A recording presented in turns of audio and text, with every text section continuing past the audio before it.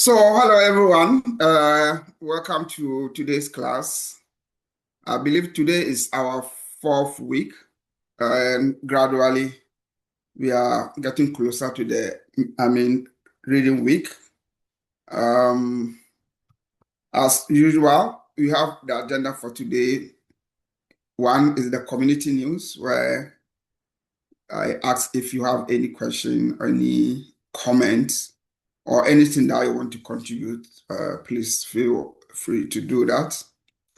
Then I'll talk briefly about the assignment, which is due, I think, on the 12th.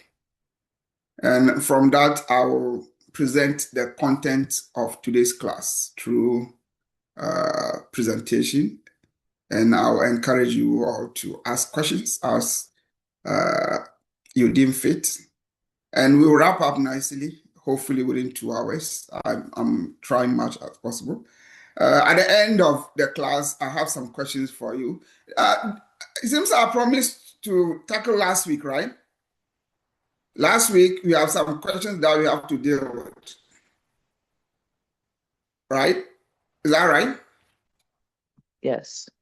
Yes. So I think I have today to have five questions. Probably let's finish early so that we can do the two together. Okay? We try to assess ourselves. So I'll begin with any questions, any comments, any suggestions, and so on and so forth.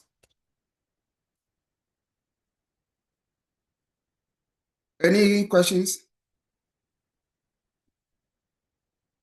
No? No comment? So you see, I always ask or give this opportunity so that if you have any question at all, you bring it on board, we all discuss it, right? There are people who even email me privately and ask questions. Then I'll tell them, this is a very good question. Can you ask in a class so that others will benefit? So I always try to make it, available in all my courses. However, sir, I do have a couple of people who skip all this opportunity that I present to them and then go and report about this, about that. When I've also granted the opportunity and so on and so forth. So I don't think uh, that is, good thing, good practice where you have all the opportunity, but you you prefer to go and complain or report people rather than, benefiting. And I don't know, what you gain from doing that and so on and so forth. Uh, Probably what people don't know is that as professors, we are what we call the academic freedom and all that. So for example, I cannot go and tell my colleague how he or she or they should teach. In the same way, my colleague will not be able to tell me how, why, and how I should teach because it has to do with pedagogy, right? And every professor has his own way of putting things across. Of course, who are our client? Professors are our client, our students. And therefore, from time to time, we do ask them, how do you find my teaching?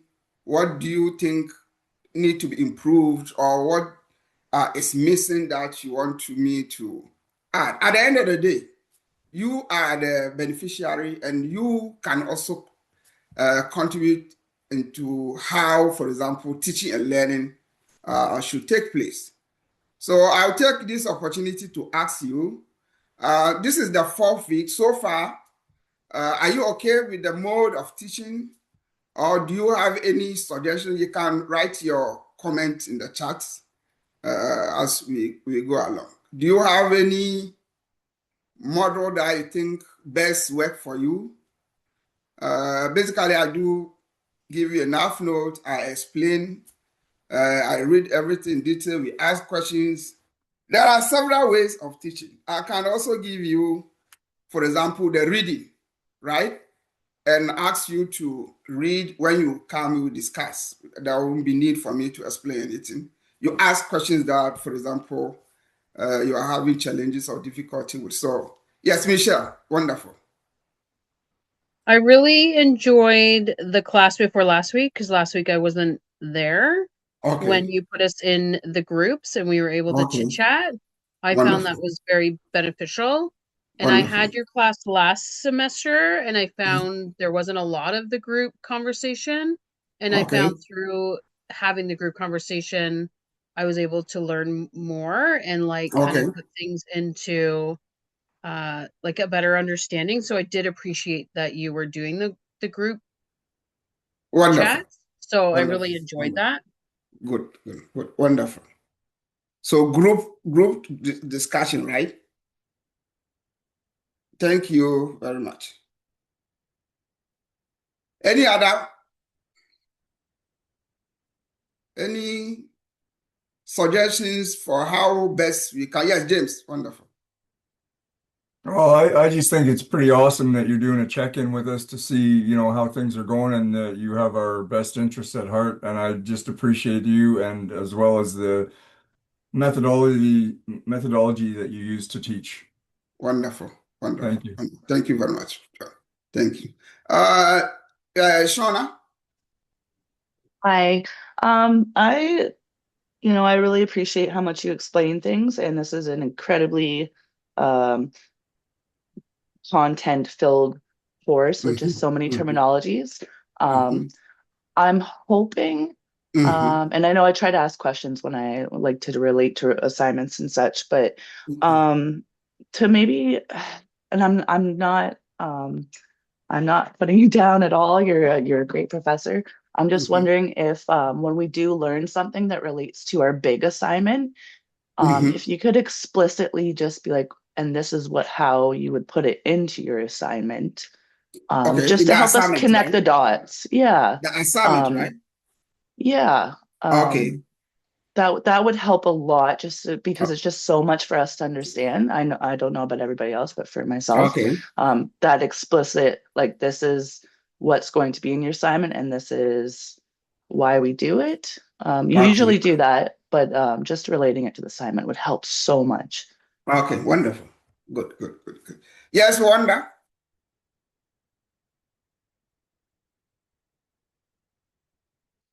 Wanda, yes.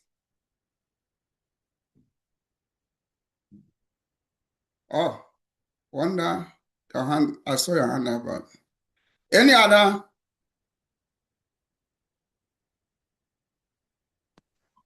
I'm sorry, can you hear me? I couldn't get my volume off. Okay, sure. Yeah, we can get you. We can hear you I'm now. at So, work still, and so I was trying to do it on my phone, but I think oh, everything's going well this semester. okay. The only thing that I had was some difficulty with making sense of everything on Brightspace, right? It seems confusing. Oh, the bright space, right? Yeah, yeah. Okay, But okay, everything's going well. So I'm just finishing up a work event for our youth.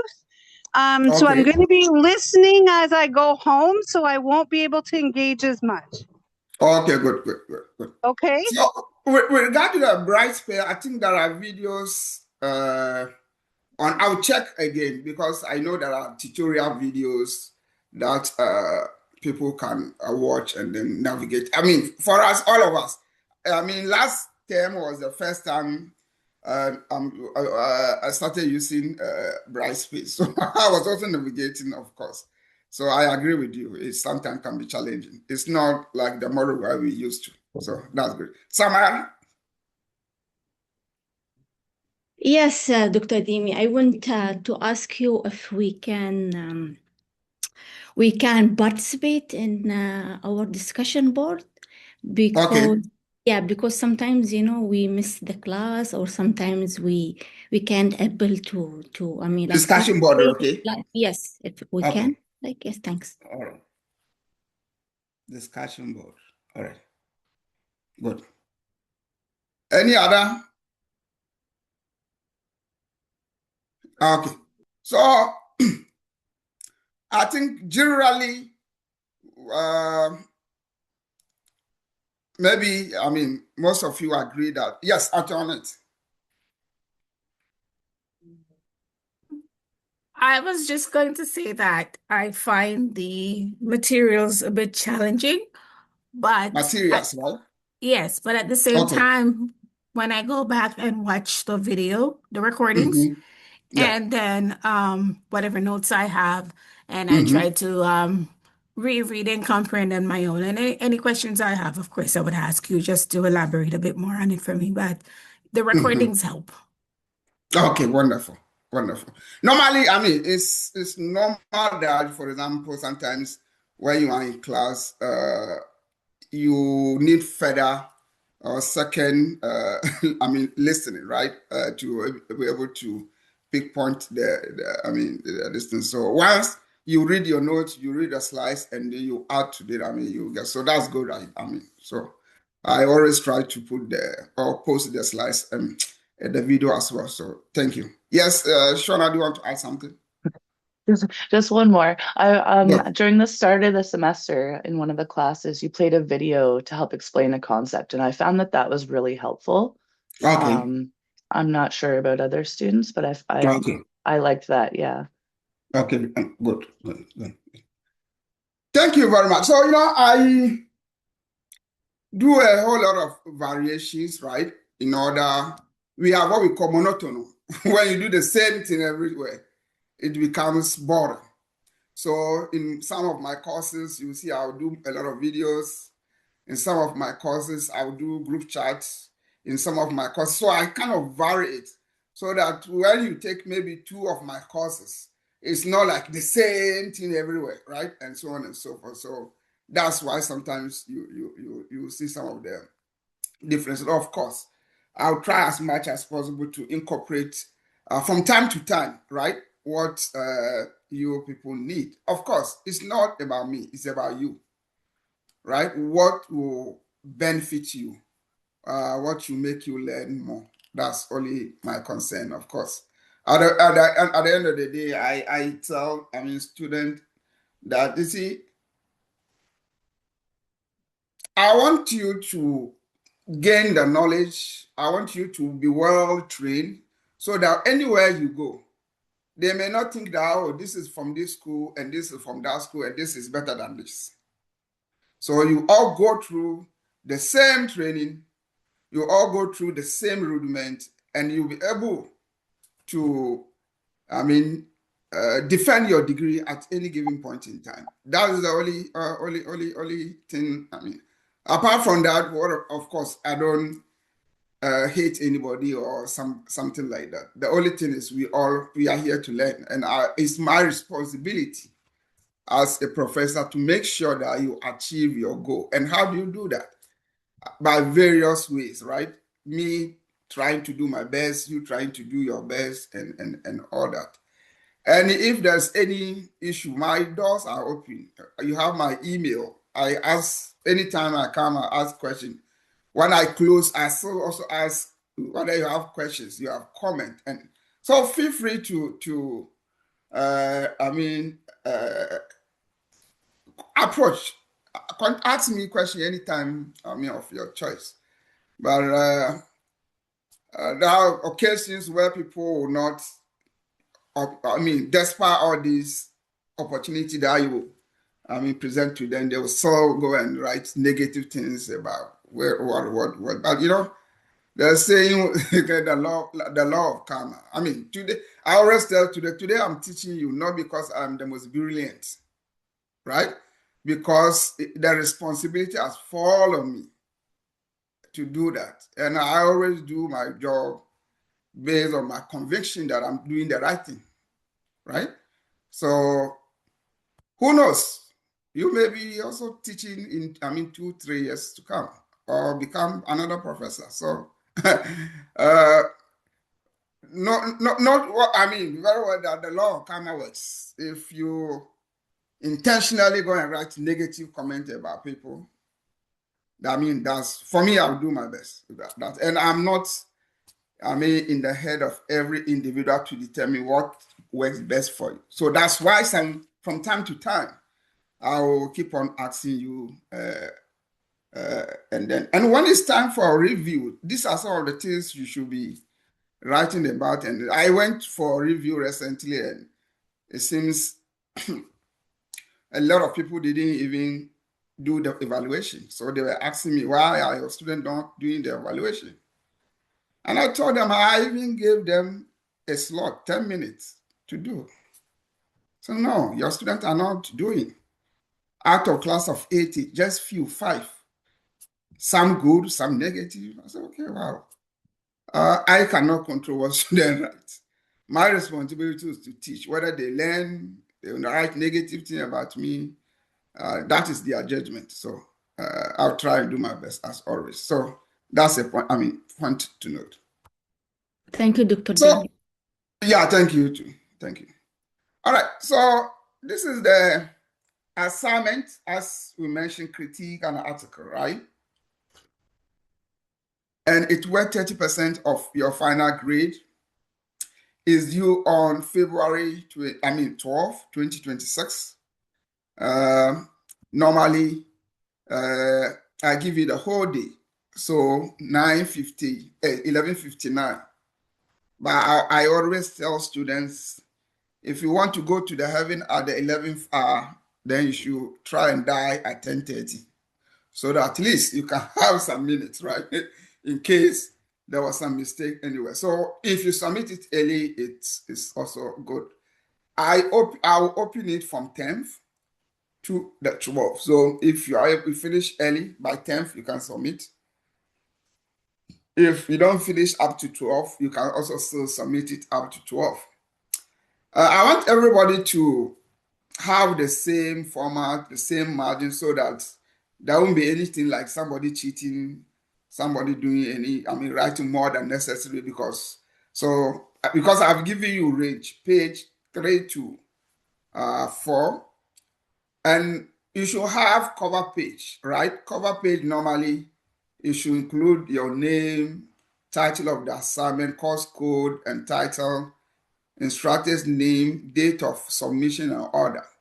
And all these things, you can keep them. 10 years, 5 years to go, you review them. See, oh, this is what I wrote when I was doing my undergrad. But then you may be even a professor somewhere. Sometimes when I go back, all right, I have my briefcase where all my assignments from 1999 up to 2003, I pack them. Sometimes I go and read them and laugh. Oh, did I write this? And so on. So keep them for your records. Yes, Michelle. Just a discrepancy between your PowerPoint and the syllabus, because it does say 4 to 5 pages. So did you want the syllabus says 3? 4 to 5. Yeah. So it says Okay. write a 4 to 5 page double-space APA right. essay Then summary. So I'll give you what the syllabus is, because that's the newest.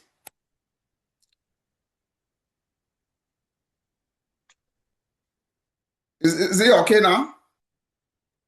yeah, that's what the syllabus says. Okay, good.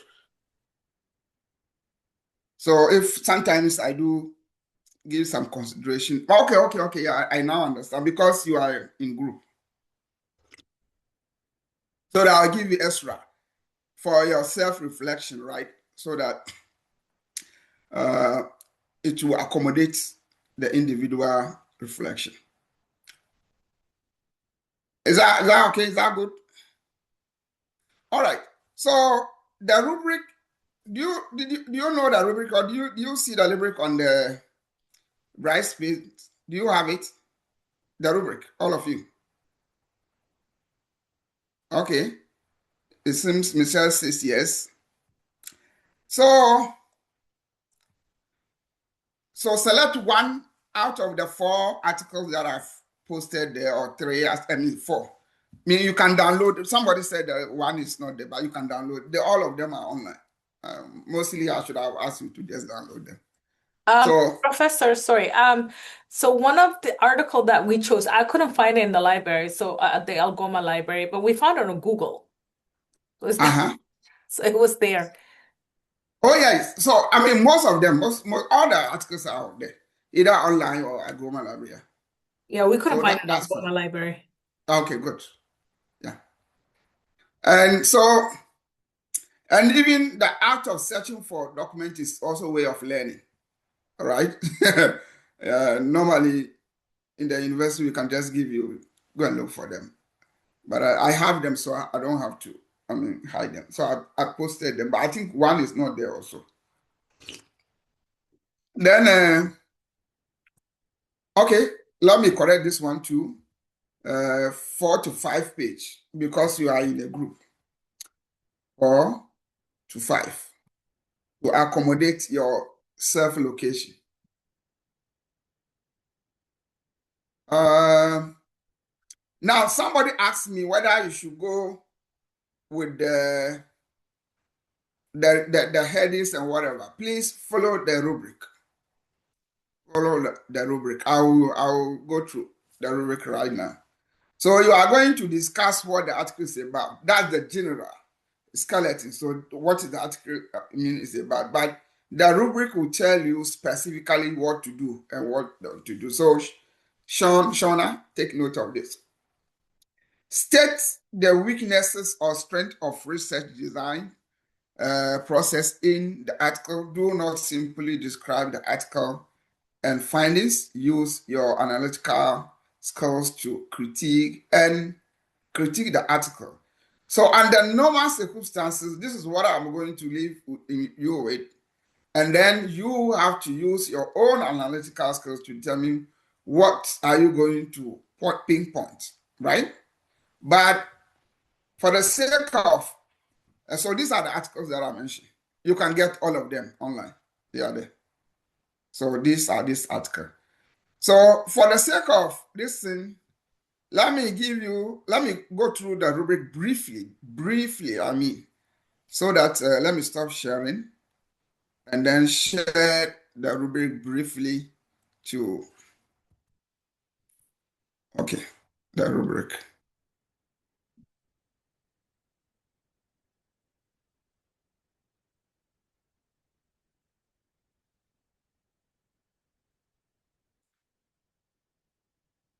Rubric, okay. Critique an article.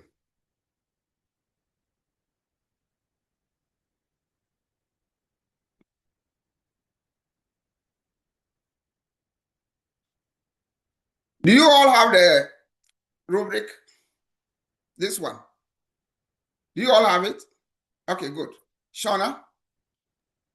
I'm just noticing that there's no specific spot for conclusion on the rubric.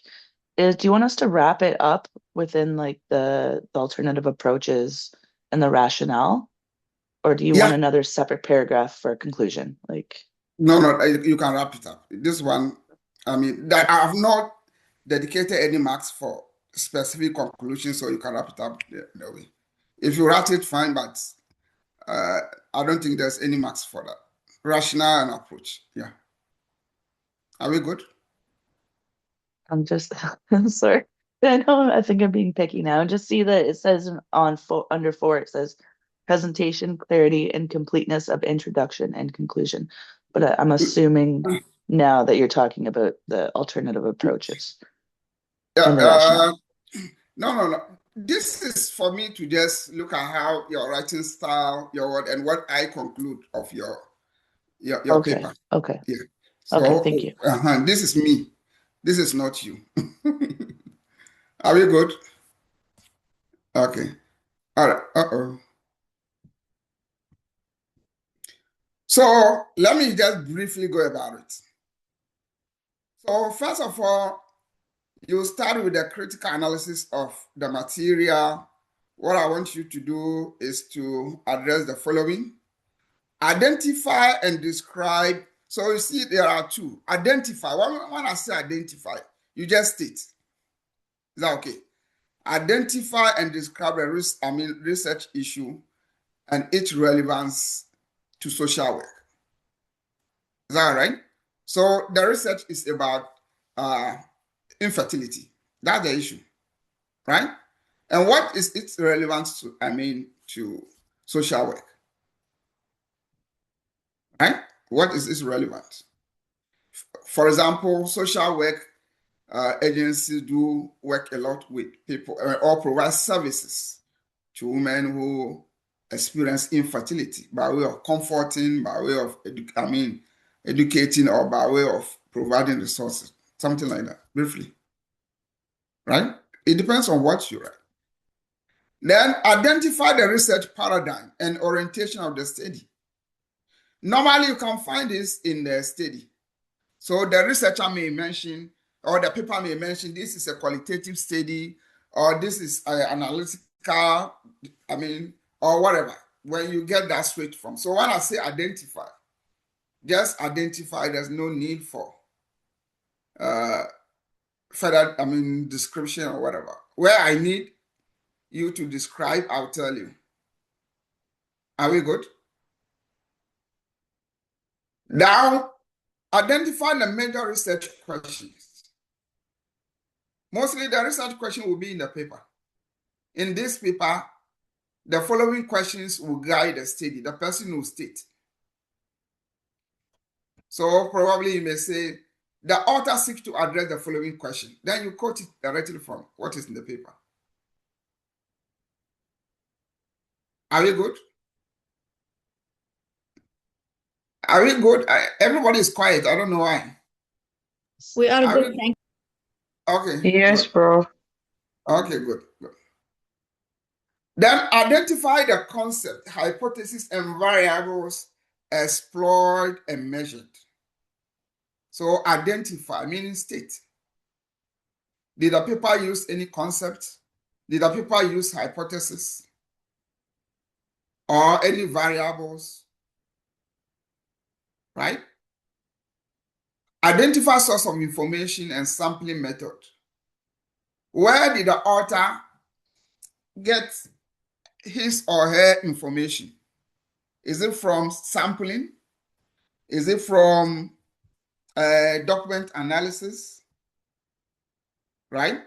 Where exactly? Is it from data collection or whatever? So you state that. Type of research design. So type of research design. So for example, if it is qualitative, which method did the researcher use? Is it focus group? Is it in-depth interview and whatever? Recruitment and collection strategy. Data collection strategy. How did the author collect or select or recruit the people? So sometimes they will send email to the people. Sometimes they will post something on the notice board. Sometimes they will. So everything is in the paper. When you are reading, try and make sure you highlight all those points. Ethical issues. What ethical issues were considered? Major findings. What are the key findings? So this one is like you are summarizing the paper so that even someone who has not read the paper, by reading through your first section of your assignment, will get a clear sense of what the paper is about. So that's why in the assignment, I asked, what is the issue or what is the paper about? Then limitations. So the limitations can be found either in the paper, or if it is not there, you can for what you know now, you can judge something as limitations.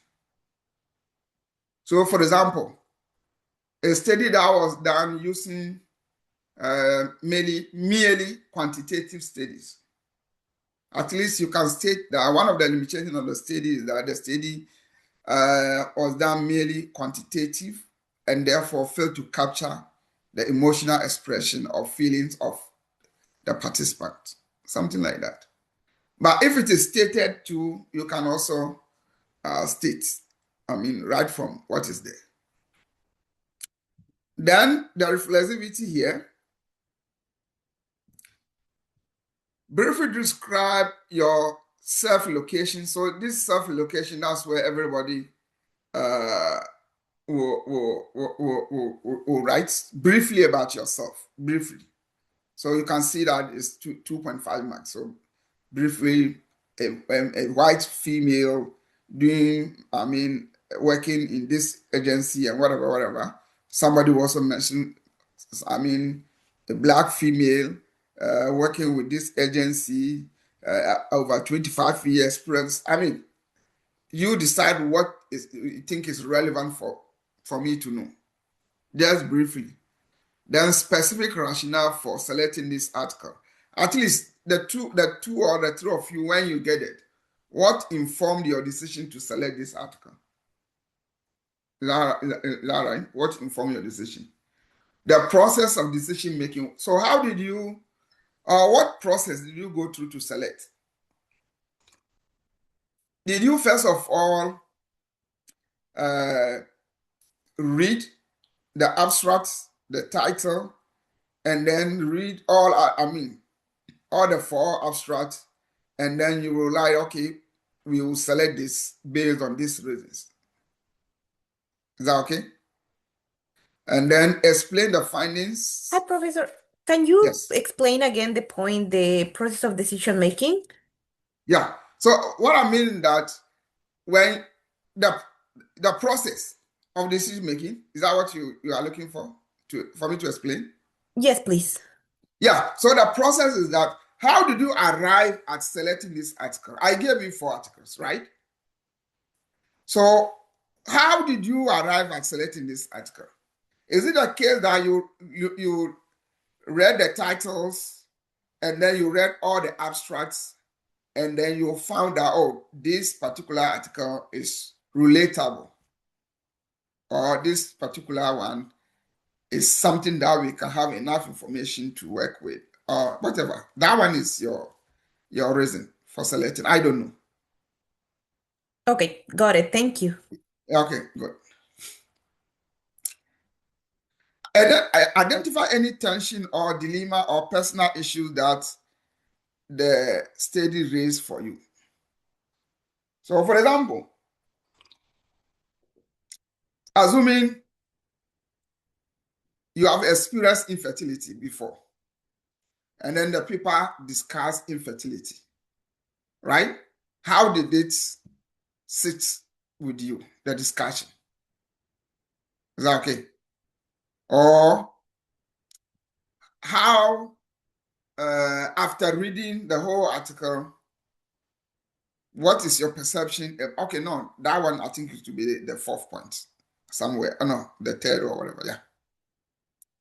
Then the 3rd point, identify an alternative approach possible that you can think of. So what I mean is that how can you do this study differently? Right? How can you do this study differently? And basically, you do that based on the limitations of the study. So, for example, if you have stated that this is a merely quantitative studies and fail to capture the experiences of, let's say, the people, right?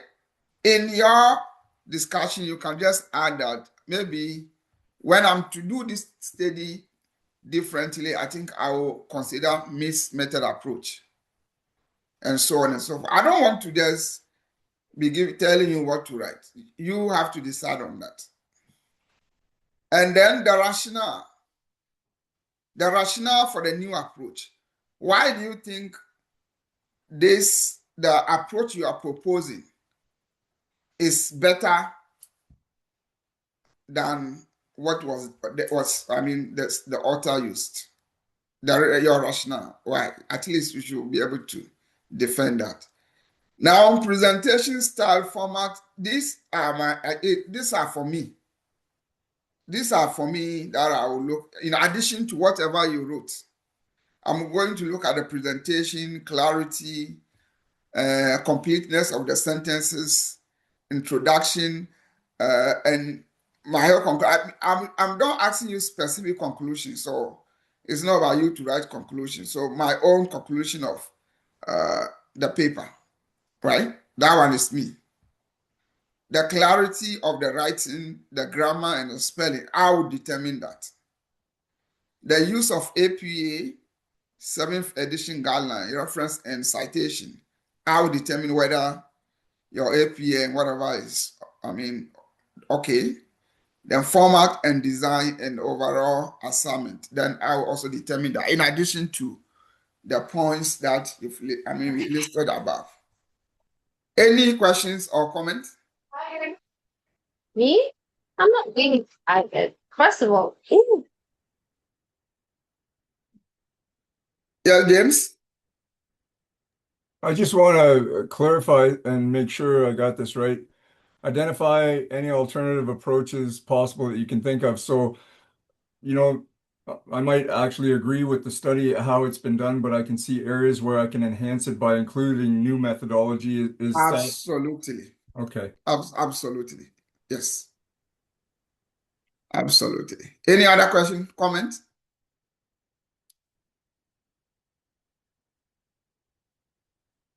Any other questions or comments? Okay. I think without any questions, comment, let's I have a yes, question. Chidima. Okay, good evening, Professor. Thank you Good for the evening. clarity. My question on the assignment in general, I know you said you want us to write 4 to 5 pages essay format as essay format assignment, right? Yeah, yeah, Then that means absolutely. we want us to write it in paragraphs. We don't need to put it in subheadings or anything, just in paragraphs. Yeah, in paragraph words, yes, No, absolutely. no subheading. No, it's not question and answer, right? Okay, then another Uh, thing is that like where you said identify, yes, because like to my understanding, identify means like you find out, okay, it's just like about one sentence, and describing is going to talk about it in details. absolutely. Like the third session that say identify any alternative approach that you can Yes, think of. yeah. So when I identify, let's say I list quantitative analysis or whatever, then I Uh-huh. list it. Do I need to go further to explain it, or my So, explanation is going well, to be on my thank rationale? thank you very well for asking this question. So just look at the max. It's 10%, right? 10%. So here, probably maybe in order not to confuse you, what is the Because session 3, because when you say identify, is like listing yes, what I saw. But yeah, now, do I need to explain that thing that I identify? Let's say if I identify yes, yes. epistemology, do I need to go yes, further to describe what epistemology is? absolutely. Because Okay. here, let me see. Uh, Identify any approaches possible that you can think of. Let me see. Your discussion on ways of conducting this study differently. So that's the heading, right? How you can conduct this study differently. So Okay. identify. Probably I'll add discuss, because the main this thing is discuss your discussion on how this. In order not to confuse you, I can uh, identify and Identify and how call it discuss that, will be and will make discuss. so that we know that we are going in details. Exactly. So I'll add identify and discuss here. Is that okay? Yeah. Remind me to post it. Okay. Identify and discuss. So, sorry. So those identify, because is this applicable in other sessions or just only to those No, no, sessions? just only this because of the marks. Okay, because of the mark. So the other And then, places that have like identify like for 5%, it's just like one sentence. I yeah, identify that this is the method research question that they use. This is the key concept that they use. Blah blah blah. Like exactly. simple sentence. But this one, we are going to discuss it.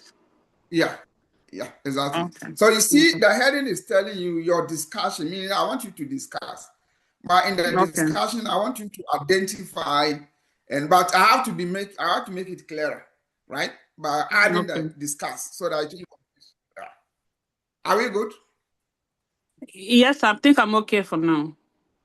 Okay, good. Chidima, please, Antoinette, this is Mary. Can you reach out?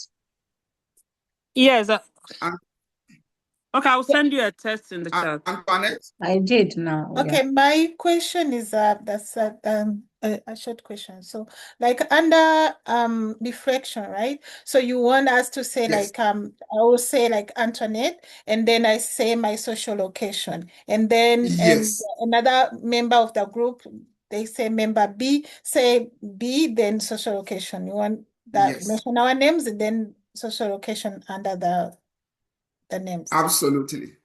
That's why I added one more page to the assignment to accommodate that. Okay, good. Antoinette, are you two? Do we have two Antoinette here? Ashley? Yeah, I'm just going off of what I'm sorry, I wasn't paying attention who was just speaking. I apologize. So it's just briefly a couple sentences of each of us with our social location, and then you're okay with one person taking on the remainder questionnaires representing the group. Is that what I'm gathering? Yeah. Okay. Yeah. Absolutely. Thank you. Yeah. But I want you to do it together, right? So some people will submit introduction wrote by this. No, we're all cohesively and collaborating Exactly. on it. It's just like we're also like, giving specifics of who should, do what. Yes. Like you have to do it that way. It helps to be faster, right? When you do that. Shamhad. Yeah, hi. Sorry. I just wanted for the identify any alternative approaches. So the way I understood, is it like the ways that the study could be conducted differently? Yes. So okay. Yes. Okay, thank so you. All of you identify and discuss. In order that heading is your discussion, but I just made it short. Identify in your discussion, but in order not to confuse you, identify and discuss any alternative approaches. Okay, based on our opinion, right? Yes. Okay, thank you. Thank you too. James, are we good? I'm good. All right. Wonderful. All right, so let's quickly start the class because we've already spent 1 hour already. Let's see, we'll do 30 minutes and I'll ask you to go for break. Then we'll come back and then finish up. Most of the things here, I think today we discussed it already. And today is basically, we are going to go over it again. I know by now all of you have you have groups. I mean, you are in the second assignment. You have your group, right? All of you belong to a group. Do you all have groups? Yes. Okay. Yes. For those of you who don't have a group, please try as much as possible to look for group, right? In order not to. Don't delay. When you delay, it's going to, worry you. Okay.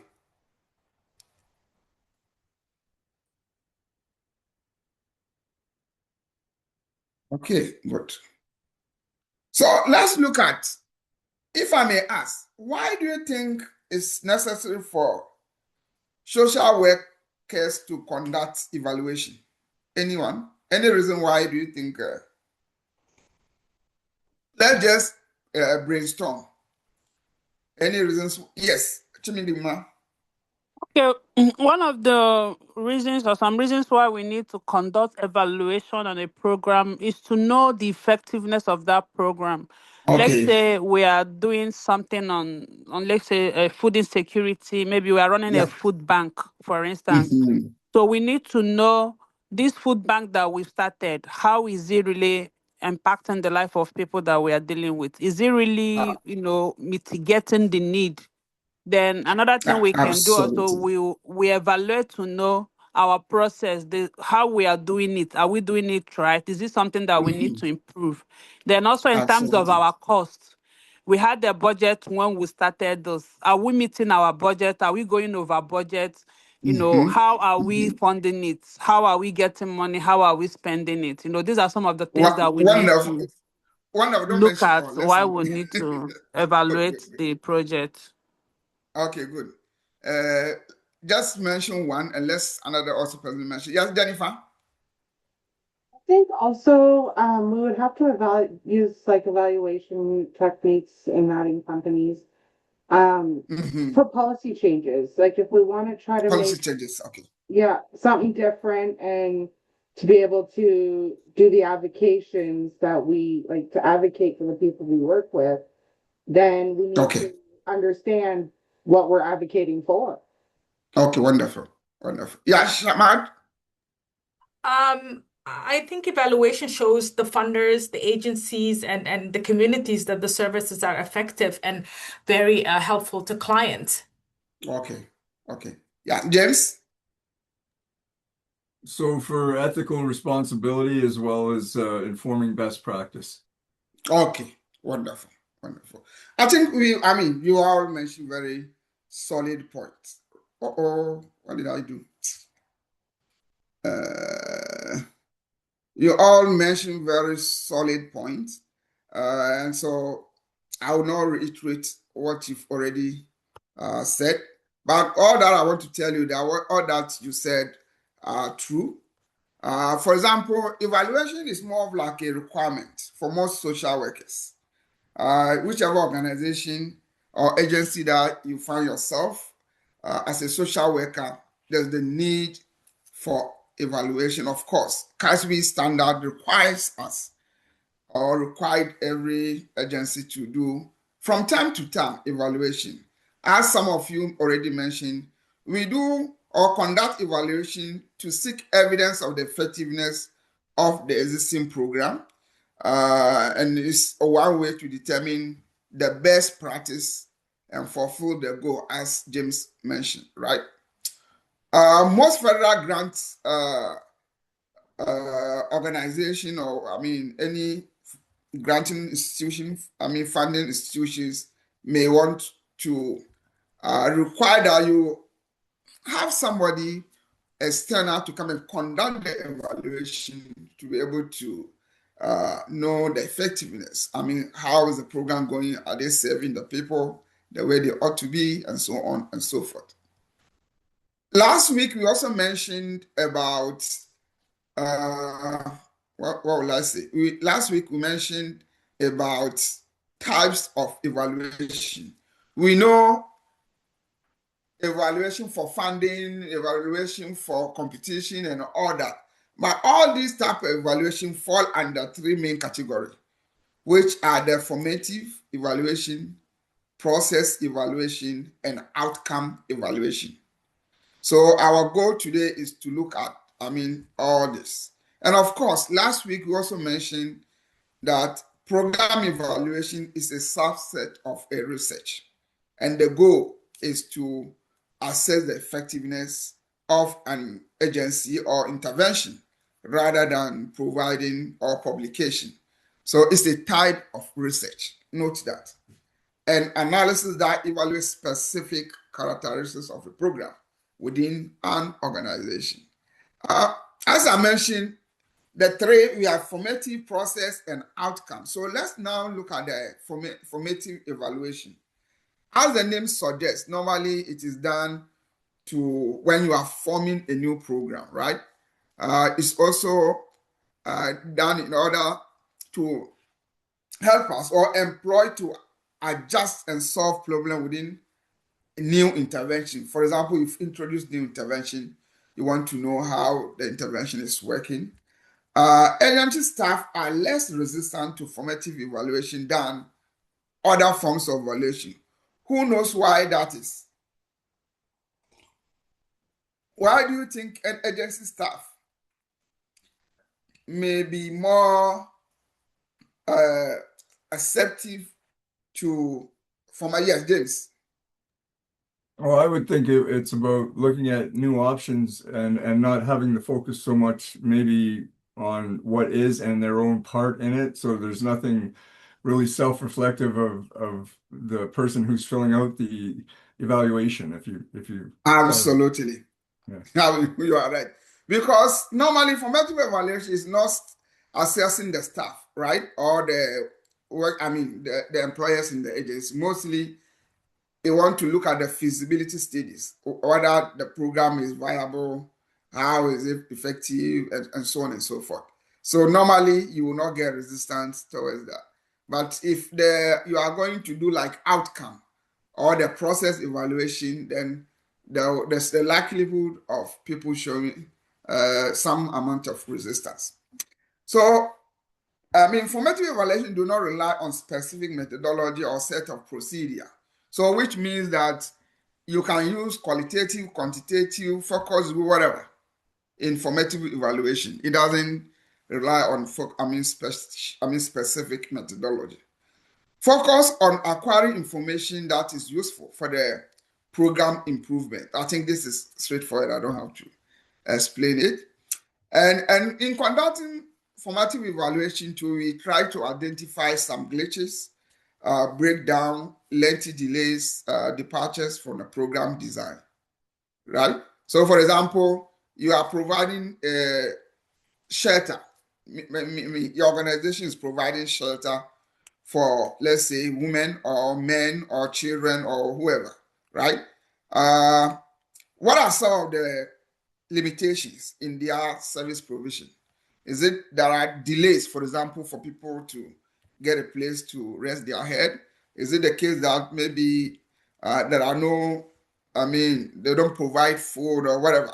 Any glitches or sort of that deviates from the program objective, right? That program evaluation try to capture that. How to conduct program evaluation? How to conduct that? It's like a research, but this one with practical intent.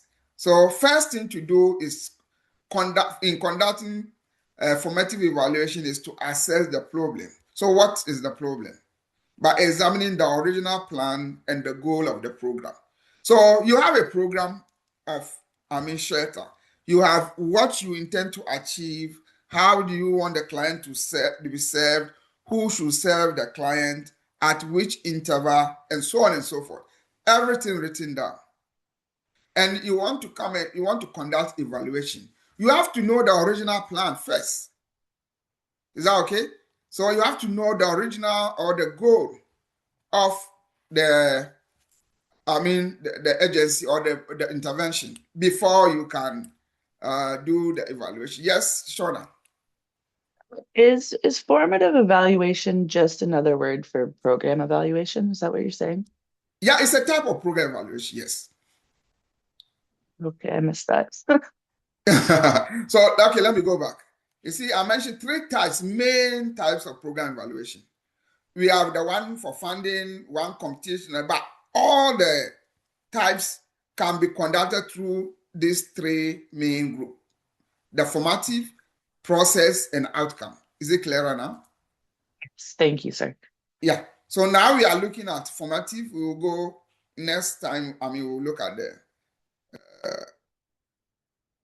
the other ones. So let's concentrate on the formative evaluation. So there are three approaches to conducting formative evaluation. One, locate the model standard. What is the standard? Right? Meaning, like, what is the original plan of, for example, the program? What does success means when you talk about the intervention of program? Yes, Chidima. It's just like your question. Like, I know you're talking about formative evaluation of a program. I wanted to understand, like, when you are doing formative evaluation, are you looking at the problem that the program wanted to solve? Let's say food insecurity, or is it like something that you break down? What are we really looking at? Yes, absolutely. So I mentioned earlier on, we can conduct it to form a new program. So when you are doing it for a new program, then you are looking at, for example, if food security. How are you going to serve the people, for example? How do you want to address the food insecurity? Are you going to create food bank? Are you going to do this? Of course, you should have an idea, right? A plan or model or theory, right, that you have. But the theory that you have to conduct as how feasible would that be? Will it be applicable? Right? So basically, that's what we mean. Is how applicable, that this thing will be. And also, you can also conduct formative evaluation when you set up a new program to see how it is going. Right? just like something to tie the knot, right? Early, or what we call the rapid assessment, early assessment to determine how, the program is doing. Did I answer your question, Chidima? I think yes. Like if I get what you said, so like we run the formative when we are looking for a new program. Let's say we have a project we want to do. So we now want to evaluate it to see how effective it's going to be, how we are the process, what we are going to do. Which area are we going to specify? We're not just going to go everywhere, but we just look at one particular area. And then alternatively, when that program have started, that one that we have chosen have started, we can also run the formatic evaluation on it to know how well, to know like the success of the program. How is it going? Is that changes that we are going to make or something like, or are we just leaving it the way it is? Exactly. That's my understanding though. Yes, that's the understanding. When you have a new program, you want to conduct, rapid assessment to know how the program is functioning. Is there the need for staff? Is there the need for resources? Is there the need? Something just to make sure that the program is on sound footing before full implementation, right? When the program starts for some time, then let's say 6 months, 1 year, or whatever, then you do process evaluation, right? And then towards the maybe end of the program, maybe you have 2 years period for the whole program. Then towards the end, you conduct outcome evaluation to know whether you have achieved the goal that you stated. Is that okay? We get to know more when. And two, get the expert consultation. There are people who are well versed in those areas. So, for example, if it's about food insecurity, if it's about establishing a food bank, there are people who are more knowledgeable. So we said knowledge is not a custodian of one person, right? It's not. No one person has monopoly of knowledge. So some people may be well versed in those areas, and therefore you can consult them to obtain some fresh ideas and perspective. And then once that is done, you can form what you call an ad hoc committee.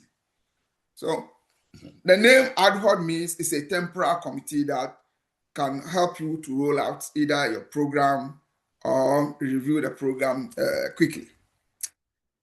Now we're done with the formative evaluation. We are going to the process and then the outcome.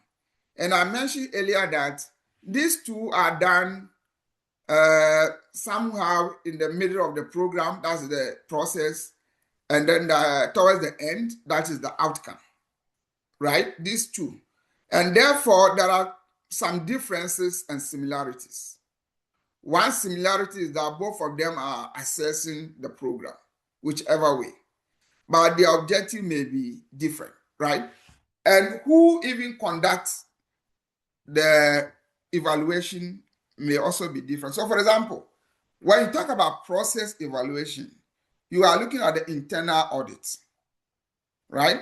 Somebody within the organization or somebody in the organization, known, for or hired to do, for example, the assessment for them. Is that okay? But when you look at the outcome, because you want to ascertain whether you have achieved the goal of the program, you need somebody who is external, who will come with a fresh eye, with unbiased assessment, right? To conduct the assessment. So one difference between process and outcome evaluation is that with the process evaluation, it is done or conducted by internal audits, whilst the outcome is conducted by external audit. Now, process evaluation, my pen. Process evaluation has 3 components or elements, or approaches. The first is program description. As the name suggests, it will describe the program. First of all, the setup, the routine, maybe the daily activities, right? And then the consumer characteristics. What type of people is the intervention or the programs is serving?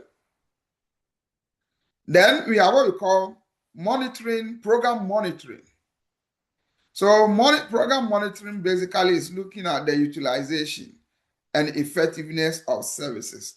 Who benefit from the program, and is the program giving any benefit to the people who are the beneficiary, or who are all the client, if I may put it in a social work language. Then the third, which is the C, is quality assurance. You want to know whether the quality and then the staff are doing excellent job, or whether the client are also satisfied with the job the clients, the staff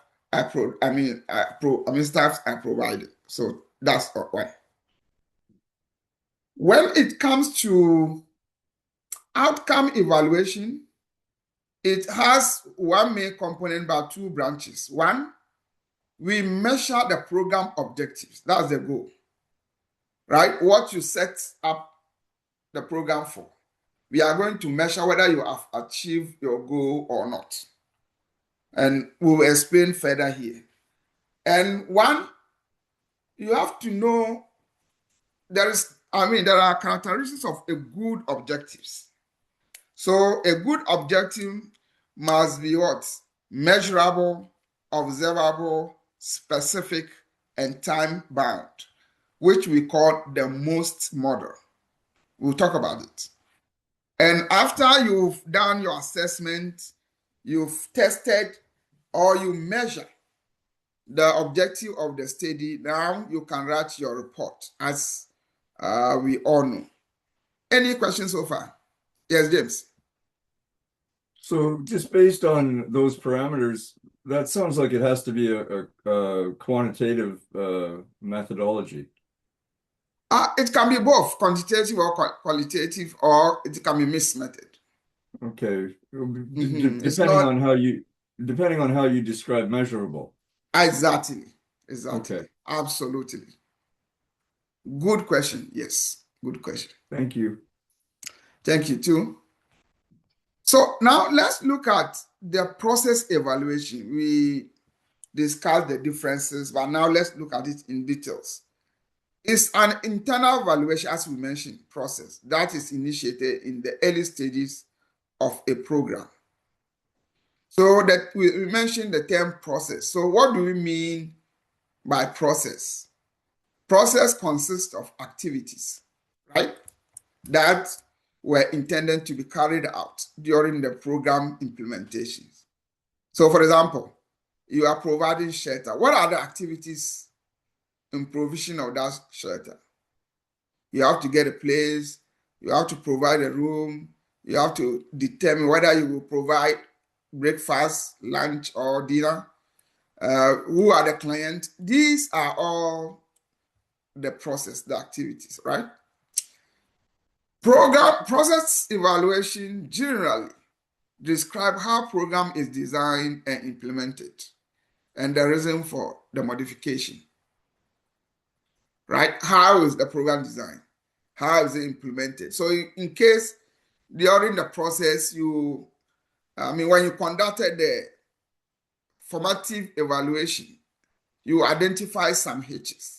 How do you intend to modify the challenges? So it collects data to get an initial impression about the quality of the program. So this can be done through survey, can be in-depth interview or whatever. Program evaluation can be conducted, process evaluation can be conducted at any time during the project. Anytime, right? Because it's for monitoring. So you can conduct it at any time. So take note. We mentioned that process evaluation has three main components. One, describing program, two, monitoring program, and four, quality assurance, as we mentioned earlier. So let's look at what does this entails. So any questions so far? Yes, Shauna? What does ad hoc evaluation committee stand for? So ad hoc means temporal. So for example, it is in the formative evaluation. So after consultation with the, what do we call, the expert, of course, you can't do it alone. So you need people to help you, right? So the people that you gather to set up the program, they are the ad hoc committee. So just temporary. Temporary. The main meaning of ad hoc means temporary committee. Okay. So they will help you to set up the program. Did I answer your question? Yep. Okay. Oh, did I mistakenly? No, let me go back. So program description. So when we talk about program description, what do we mean? Oh, I can see some hands here. Let me go back. Yeah, Dana. Hi, I just wanted to comment to Shauna. The way that I understand ad hoc would be like as needed. Like if you call an ad hoc meeting. Mm-hmm. Yes, does that of make course. sense? Yeah. Yeah. Kind of like you just need Latin. it temporary to address a problem. When you finish, you will resolve it. Thanks. Okay, good. So program description, it entails one, documenting the operation of the program to make it repeatable. Why do you think that is relevant? To document the operation to make it repeatable.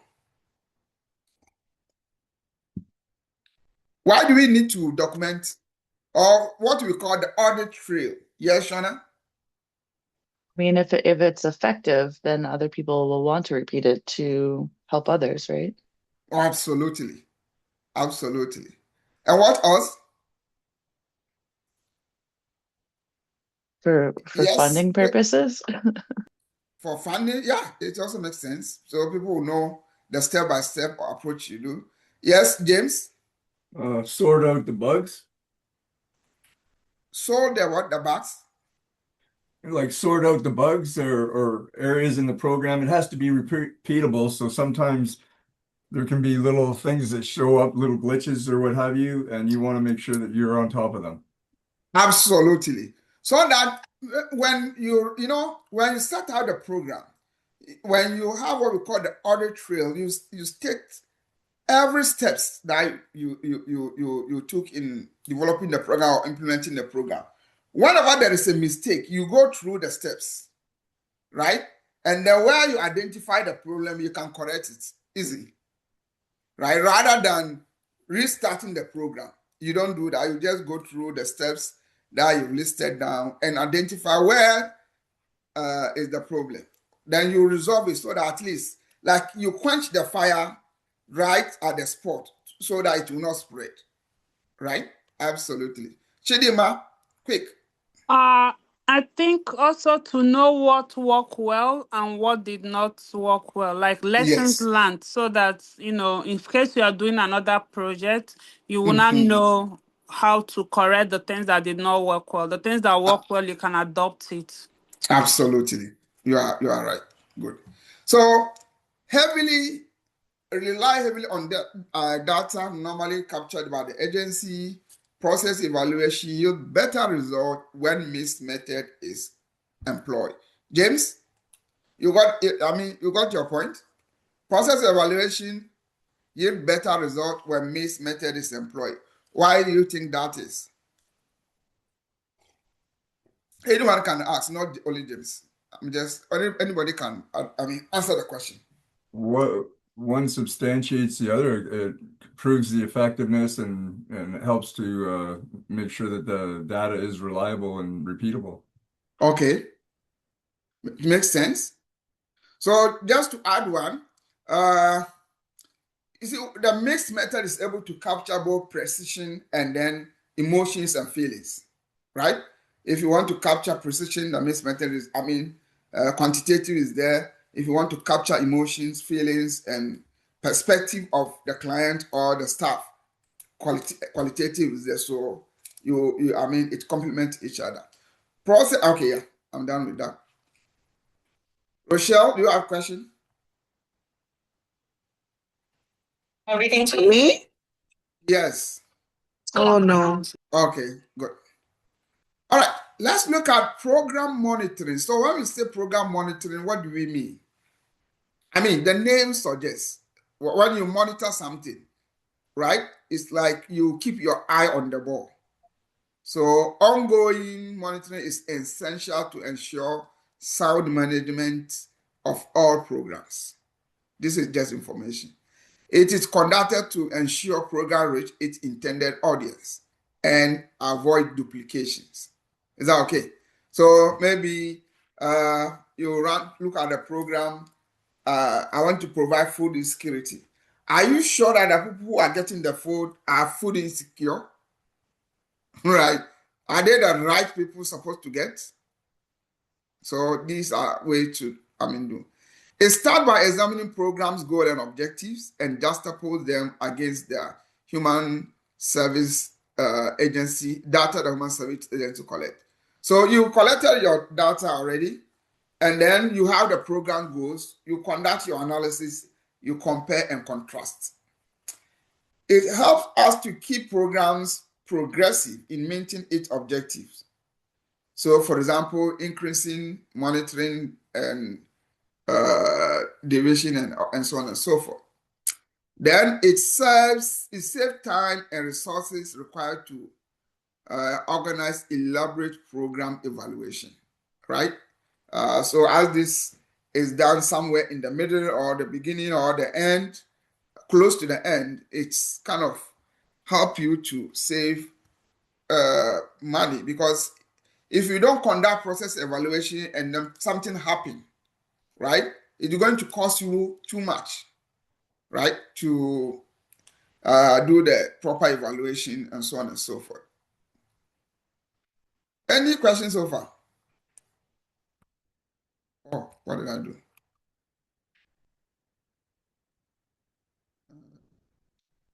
Answer this. Okay.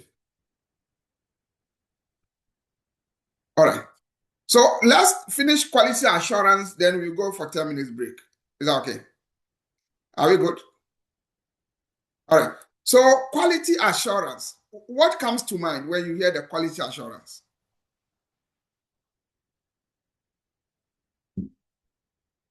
Oh, good.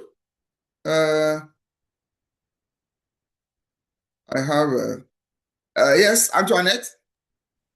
I'm thinking things like, are service consistent? Are they being followed? Is care being given properly? Stuff like that. Yes. Yeah, the quality, right? Who else? I saw another person. Okay. So I think she mentioned in order to save time. Let's continue. Quality assurance involves determining compliance with some set of standard, right? So, for example, when you set up your program, there are some quality standard that you want to maintain. Quality of the food, or if it's shelter, quality of the room. Are the rooms infested with bed bugs, rats? The neatness of the place and all that. These are quality standard that you, for example, stated that I'm providing this shelter. I want the best rooms. I want the belts, sanitation and all that, water and everything, detail that you listed. So quality assurance, you are going to look at whether, yes, the staff or the organization is providing the services in line with the quality assurance that or standards that the program aims to achieve, right? It aims to identify problems and correct deficiencies occurring in the process of providing care to customers of service. It focuses almost exclusively on the process of treatment rather than on the treatment outcomes. The process. So we mentioned process are the activities, not the outcomes, right? And it provides a degree of consistency and uniformity by promoting adherence to the clinical standards. Is that okay? So you have, let's say, 5 shelter places, one in Timmins, one in Sault Ste. Marie, one in Brampton, one in Toronto. And you have one standard for all of them. Is that all right? So you want to make sure that every place that your name as an organization is what? Embossed, is providing care according to the standard laid down. Right? So you monitor if one of, for example, the branches is not providing the service as it's, provide.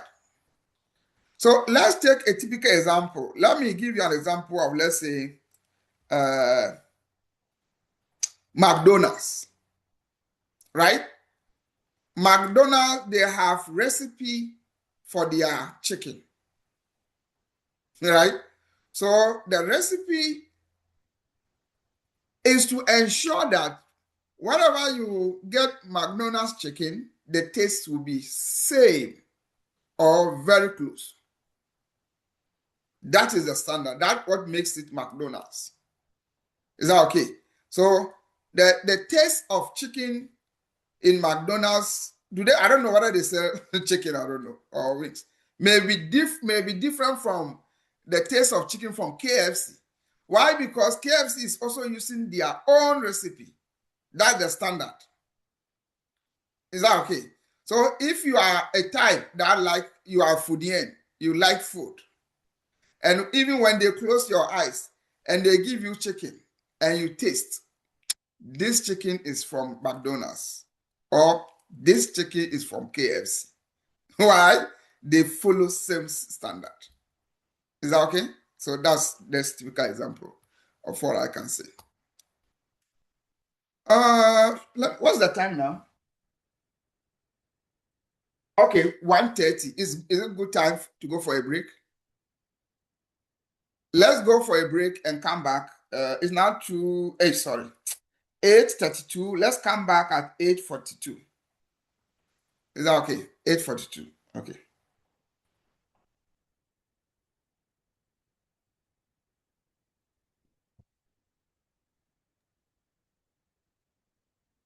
Hi, Chidima.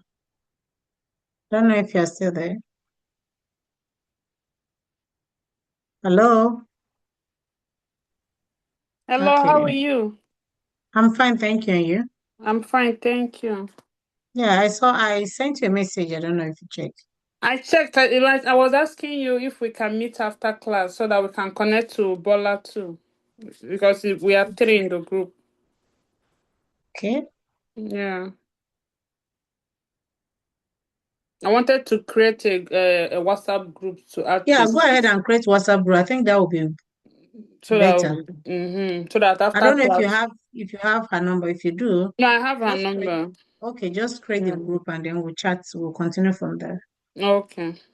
Mm, No thank you. problem. No.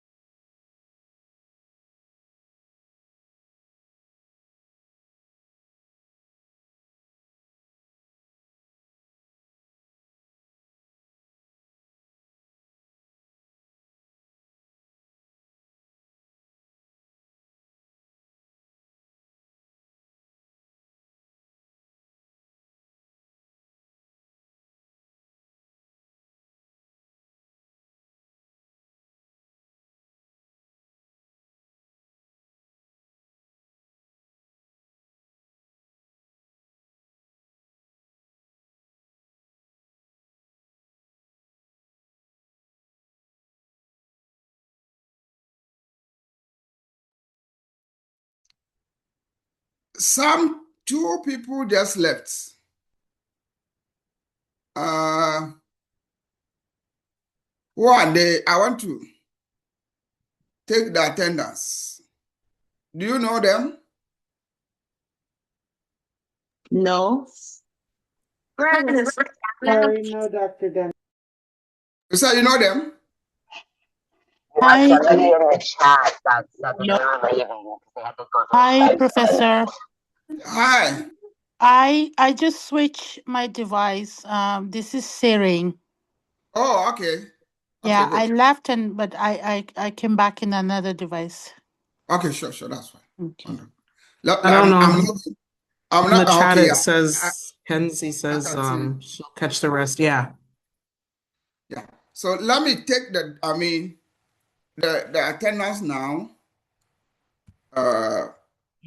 Then we continue.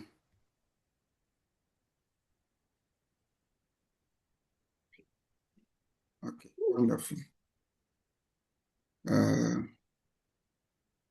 Attendance. Let's see.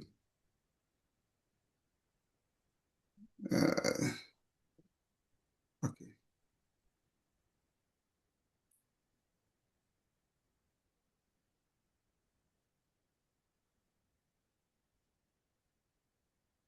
Okay. Okay. Week 4. Okay, attendance. Why? Attendance.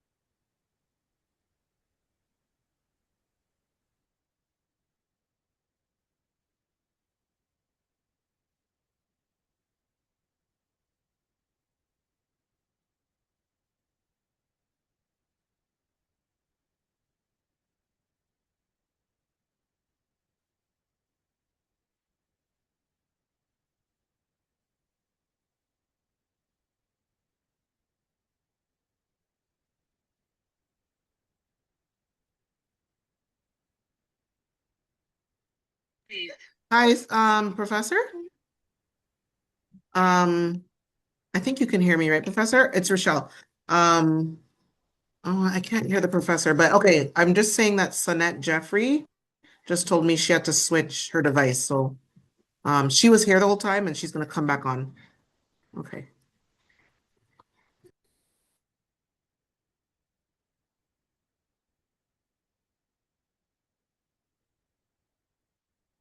Okay, yeah, sorry, I got what you said. Okay. I'll finish in the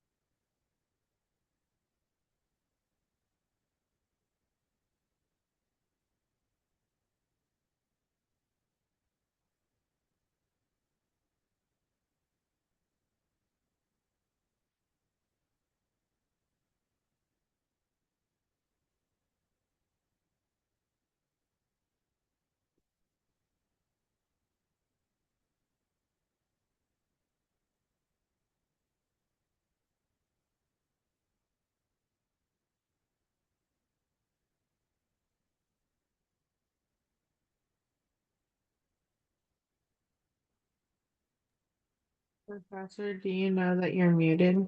Okay, sure. Okay, now we are good. So let's continue. We'll wrap up very soon. So how to conduct, process evaluation? I may want to run a little bit quick. So we have 8 steps, right? That I've listed here. How to conduct process evaluation. 1, determine which information is required. What do you understand by this? Which information is required?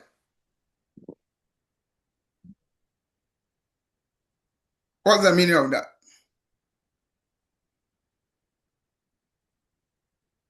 Basically, what are you evaluating? What do you want to know?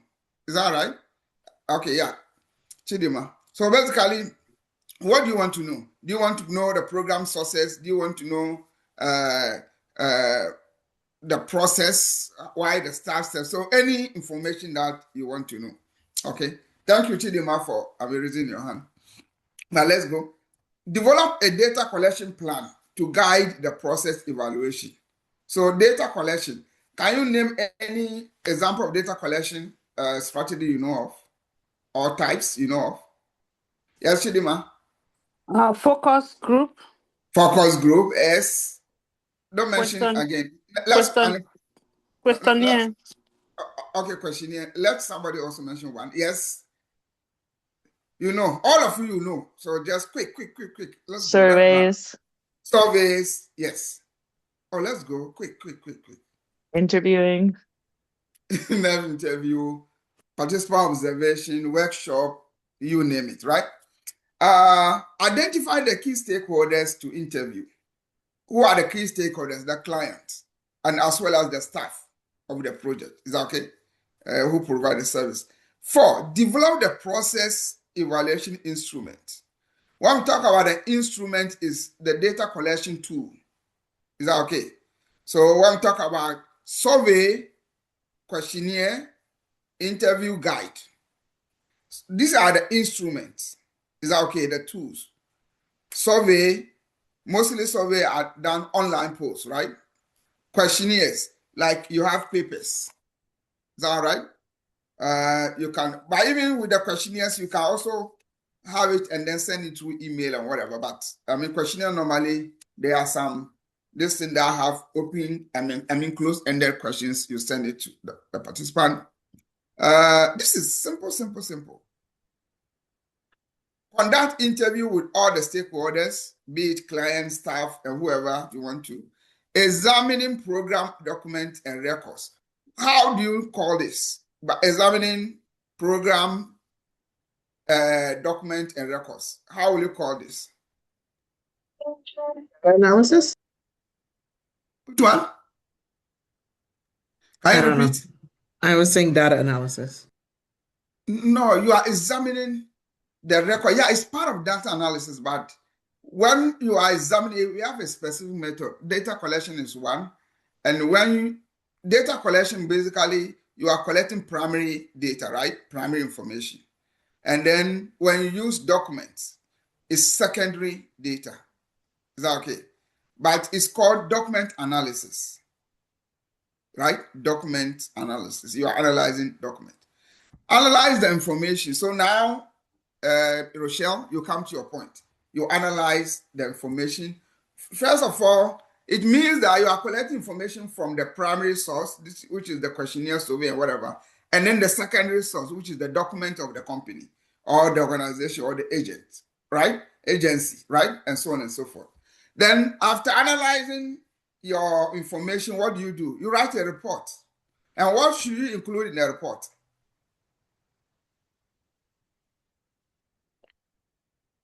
Yes. Your findings. Your findings.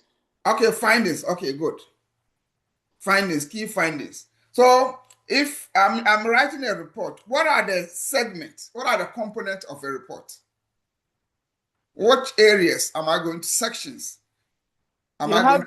You have executive summary where you summarize everything that is in the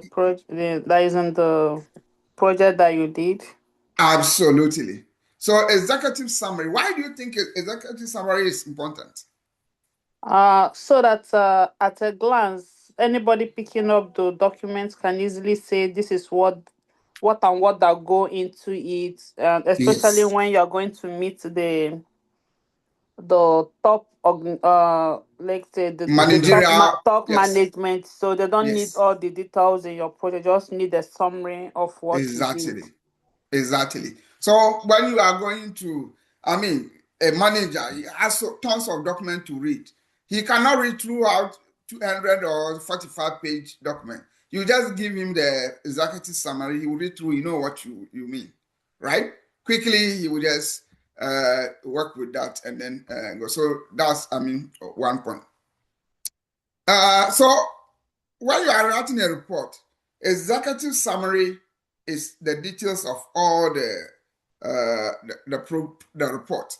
But when it is research publication, it's called abstract. Is that okay? You know the difference? Abstract. And then the report executive summary. And then after the executive summary, what do you have? Just one, and then we go because we don't have time. After executive summary, which other section do you want?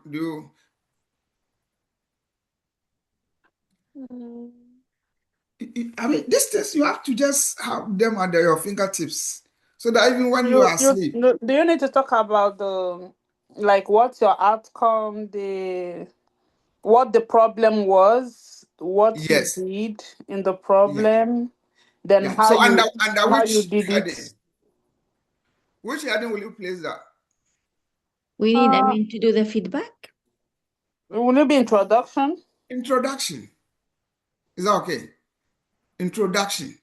So in the report, normally, you can review literature, but most organizations, they don't care much about the literature review. So your introduction, your methodology, your findings, your discussion, conclusion.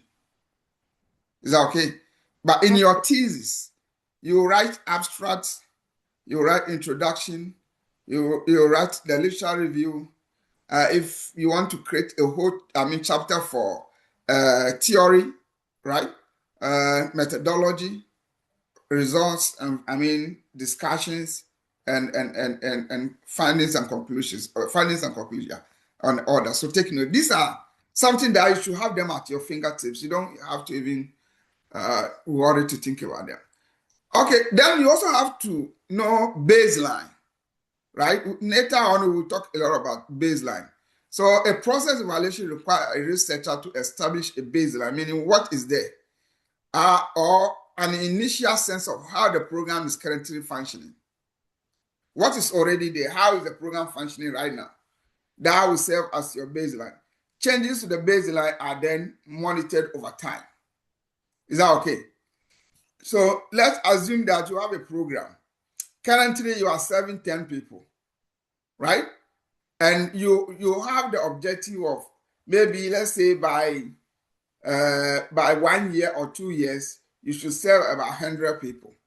So the 10 will be your baseline. Is that okay? 10 will be and then you keep on monitoring and see what are the increment, what are the success story of those people. So take note about that.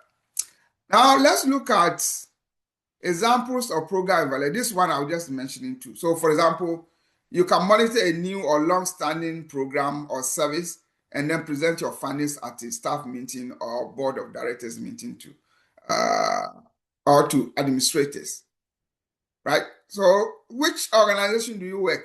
Who can give an example that he or she is working in? Who works in the agency? Shauna, which agency? I work at a group home called CARES Disability Services. Okay, CARES Disability Service. So, for example, you are going for annual retreat. Is that okay? And they ask you, can you conduct an evaluation and present your findings? Right? So you conduct evaluation, you ask questions, client, staff, and whatever. You design. You are a researcher now. You design. So when you go to the annual retreat, you present. So that's an example. You can also develop, administer, analyze satisfaction survey to identify strengths and areas needing improvement within your organization. Is that okay? We have them. You can develop a program description by collecting information about the setup, routine, consumer characteristics of the program at the agency. You can develop a program goals and objective, and you can survey staff to develop, to look at different practice approaches. So, I mean, program evaluation can be done in various ways. Of course, let's look at the strengths and weaknesses of process evaluation. One of the strengths is that it can be conducted at any time, right? Anytime within the year. Is that okay? There's no restriction or rules or constricting rules as to how to conduct process evaluation, right? You, the researcher, it depends on what, or no, here we call it evaluator. It depends on what, your assignment, what you have been given to evaluate, the information you are looking for. You can design your program. It can be formal or informal, right? When you talk about informal, you can just conduct a survey, no any this thing. For example, client visiting you, you can ask them, oh, after providing service, can you answer these questions, right? They answer, and then you look at it and parties, okay, we need to improve here and there. So, of course, it has weakness. Some problems that can occur when using, process evaluation, these have to do with what? Inappropriate timing. Because you can conduct it at any time, right? Inappropriate timing can affect it. So who can give an example of inappropriate timing? So for example, you start, okay, yeah, James. Holidays.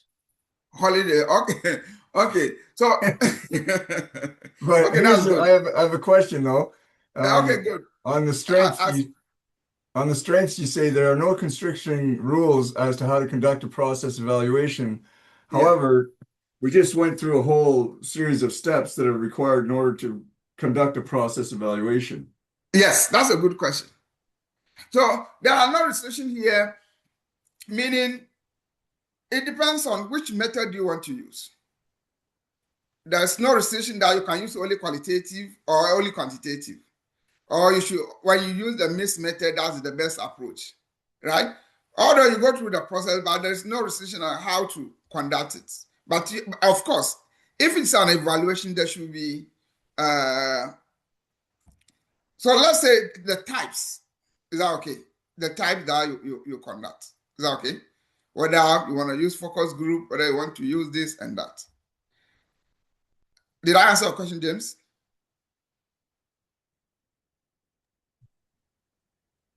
Well, if you did, I didn't get it. Okay. Oh, good. So I'm saying there is no, constricting rules on how to conduct a process evaluation. So this has to do with whether you want to conduct what do you call quantitative evaluation or qualitative or mixed method. Nothing binds you from doing that, right? And even when to conduct it also, there's no restriction. Okay, you can conduct it at any point, right? But the only challenge we have here is that because you can conduct it at any point in time, sometimes if you delay too much, then the problem will happen before you get to solve it, right? And if you conduct it too early, then maybe the program is not that mature to start to show sign of fatigue. So you may not even capture, you may conduct it now and say, oh, there's no problem, but maybe 2-3 months time, there's a challenge, right? And so on and so forth. So timing is very, very important. Good. Now let's look at the outcome. Outcome evaluation is the last evaluation we are going to talk about today. So it's an external, we mentioned it's an external evaluation that measures the overall effectiveness of the program by looking at the goals, objectives, by the program to answer the questions. Did the program accomplish what it set out to do? That's the main question outcome evaluation will ask. Did the program achieve its main objective or its main goals? And how do you do that? You measure program objectives and then you write the report on it. Is that okay? Let's look at how do you measure the program objective. We mentioned most model, right? Program objectives should be measurable, meaning measurable objectives are one that allow an evaluator to collect data evidence, quantitative evidence of whether the goal was met.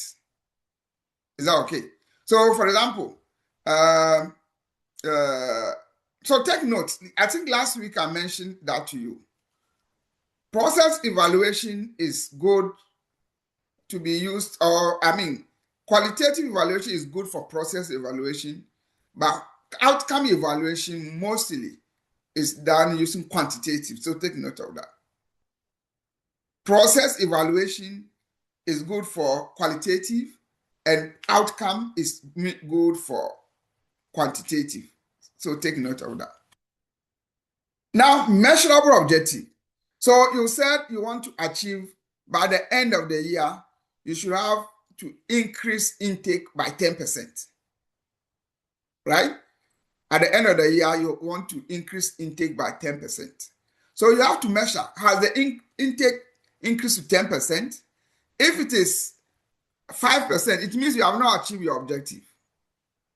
Although there's increase, but that was not your original objective. Your original objective is to increase intake by 10%. If you are able to get 50 million, you have even overachieved your objective. Is that okay? So, one, observable, meaning objective must be stated in a way that enable participants to easily and correctly respond within the measurement. Must be specific.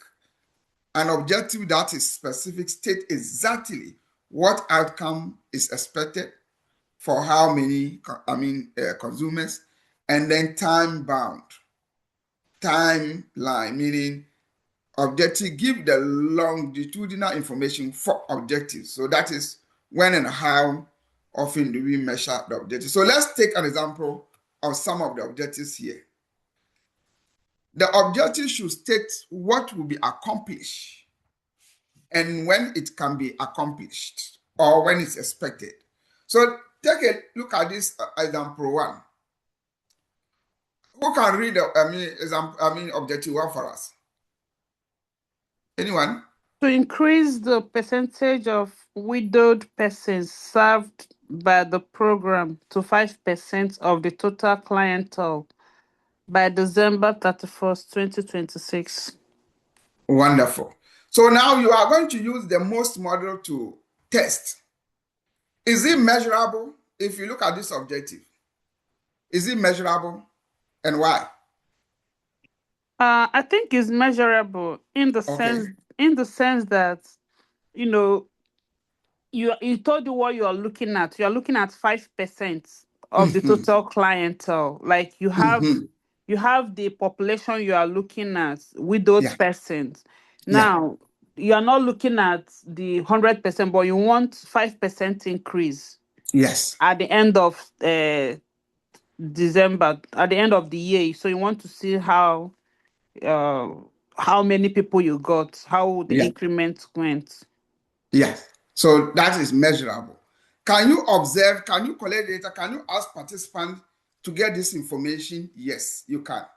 Is it specific? Yeah. Why is it specific? Yes, Chidima. For being specific, like for me, it said what is going to do. It's just that you just mentioned what is going to do. Yes. So that to increase service to the widow, a person or widows by 5%, it's more specific. And total clientele by December, so the time. So it means this objective achieve all the most model, right? To increase pavilion visibility within by 20% within the community by 2026, right? This one, do you have any question around it?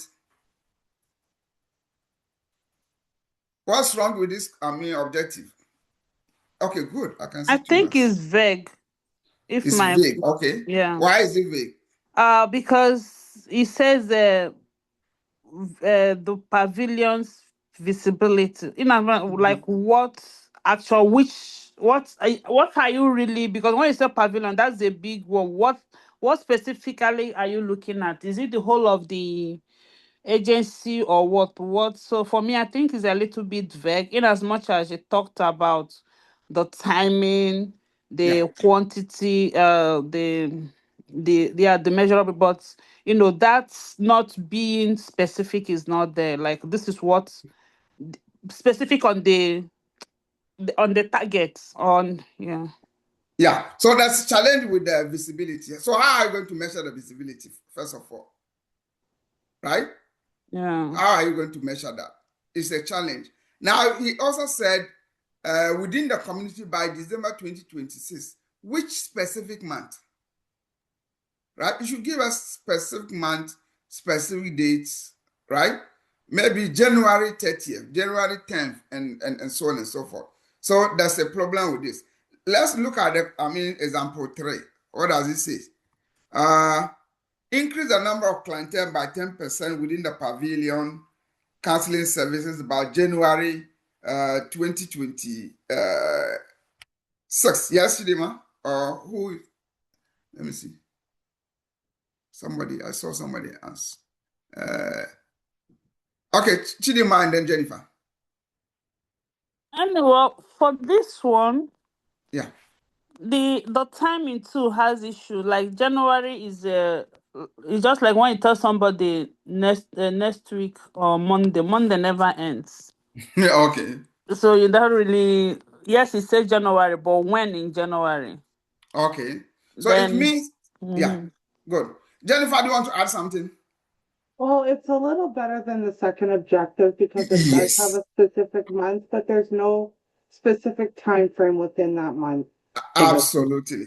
Absolutely. It's better than for example, the first one, right? Because one, you can measure client number, right? You can measure, but no specific, time bound. January 10th, 5 or whatever. So these are the examples. Yeah, Shauna, do you want to add something?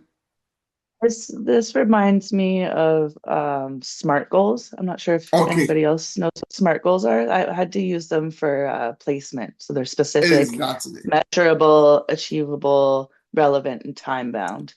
Absolutely. Absolutely. So let's run quickly. I don't want today for us to meet the exams. So let's look at the strengths and weaknesses of outcome evaluation. So let's look at the strength first. It is an unbiased examination of program objective. Why? Because mostly it's done by the external auditor who doesn't have any preference or any specific addition to the program. And second is simply investigate the program's stated objectives. That's the goal. Is just measure the program stated objective, whether they were fulfilled or not. It doesn't determine what worked or what didn't work in the program. So how can you determine, which method will you use to determine what worked and what didn't work?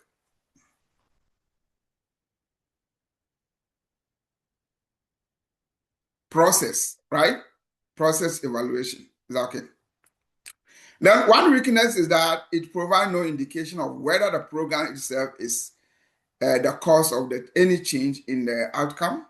One can never be totally sure that the change in a group, sample, or a population is due to intervention and not due to some outside influence. Okay, so what here we are saying is that, yes, you can achieve, let's say, you stated that you want to increase the number of clientele by 10%, let's say within 3 months or whatever. You can achieve it all right. But in economics, we have what we call ceteris paribus, means all things being equal, right? So in setting this objective, you assume that all things being equal, right? But in real life, things can change, right? Things can change. There are something can happen. Last time, Rochelle gave an example of they initiated a program and then COVID hit. It has to change everything. So in real life, I mean, the things can happen. So you cannot guarantee that sure because of the what do we call this intervention. That's why I mean this surely happen because we have to take into consideration other factors that may also influence the outcome of the study. Okay. Let's go quickly here. Preparation question. So these are some of the questions you ask when you're about to conduct outcome evaluation. If it is process evaluation as, right? I mean, let's look at the process and outcome. How long has the program been running? Is that right? What would you like to see accomplished in the process evaluation? So, for example, they contacted you as Shauna or Rochelle or James or Jessica, conduct evaluation for us. These are some of the questions you ask the organization or the agency. How long has this program been running? You now know the date. What would you like to see accomplished in the process evaluation? How will I gain access to the consumer, right? The client. What is the goal of the process evaluation, right? Description, is it description? Is that monitoring? Is that quality assessment? You have to determine that. How soon will you like this completed, right? Why is it important? Because it has to do with funding. It has to do with so many other things. Then how soon would you like a report written? So sometimes you finish an evaluation, but you need some time to write a report. It doesn't come straight. If it is an outcome evaluation, these are some of the questions you should ask. What are the program objectives? Because you are going to measure the program objectives, right? Whether they are achieved. So you have to know the program objective first. Are these in some written form that I can have? How soon will you like this completed? How soon will you like a report written? So these slides for today, if you have them, it's like you have a manual for conducting process evaluations. All the remaining things is learn how to do it. Is that okay? So after learning what you need, what is needed, and all that, you also have to know factors to consider in evaluation design. One, time variable to complete the design, time available, right? The funding available, because it determines a lot of things. The client population, because if you know the client population, then you can determine the sample size. The agency and the problem, the purpose of the intended use, the level of expected cooperation from client, staff, and other stakeholders. Now we have what we call the logic model, right? The logic model is the diagrammatic representation of how evaluation can be done. One is this is mostly for outcome evaluation, right? So you have the first section we call the input section, which is the resources. Of course, the model comes first. I'll ask questions on this after the class, okay? So pay attention. I'll ask questions. How is logic model represented diagrammatically? So pay attention. First, you have the input, activity, which go through the process, method, and service. Then you come output, meaning the product, right? And outcome means measurable changes. Is that okay? The input, what you put in there. And then the activity, how will you conduct the program evaluation? What are steps? Is it qualitative, quantitative, this, that? Then output product, what do you want to achieve at the end of the evaluation? And outcome, meaning the measurable, right? So let's look at this. Input are resources poured into the program Activities are the action, tasks, plan, and output are the result of the program, and then client outcome are the positive changes, right?